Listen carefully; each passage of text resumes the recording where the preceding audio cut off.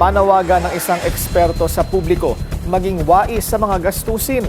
Bumaba na kasi ang halaga ng piso habang tumataas ang presyo ng serbisyo at bilihin.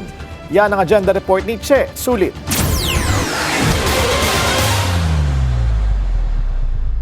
Tipid kung tipid. Ayon kay RCBC Chief Economist Michael Ricafort, mapipilitan ngayon ang mga Pilipino na maghanap ng dagdag kita. Kasunod kasi ng pagtaas ng presyo ng langis, sumadsad sa historic low ang halaga ng piso kontra dolyar nitong Huwebes, March 19. At kapag humihina ang piso, mas lumalaki ang gastos sa pag-aangkat. Kahit sabihin natin supply side inflation yan, galing yan dahil sa, hindi naman due to higher demand dahil yan sa external factors that are beyond our control. Exogenous factors, yun yung oil, yung gera. Wala tayong kinalaman doon. But the thing is, kasi nandun yung dependencies. Optimistic naman si Ricafort na maiibsan ito ng susunod na hakbang ng Bangko Sentral ng Pilipinas na posibleng mag-raise ng interest rates sa paparating na monetary policy meeting. Yung mandate nila, price stability, stabilizing inflation. They would do everything to stabilize inflation, even if it means slowing down the economy. Lalo na pag lumagpas yung inflation sa target nila na 2 to 4% range.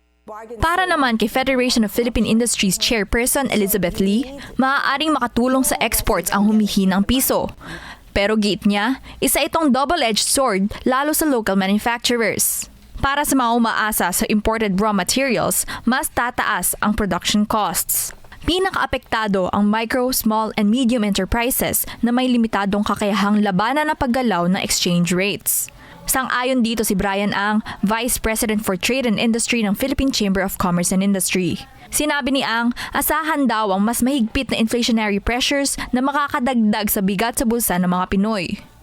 We are fully reliant on importation for fuel, fertilizer, and we also import Indonesian coal for our power plants, which is the base load for all our electricity. So higher USD foreign exchange will definitely have an inflationary hit on all our industries and all consumers. Panawagan ni Ang sa gobyerno, tignan ang bigger picture at isulong ang pagbibigay ng ayuda sa mga sektor na higit na apektado ng krisis.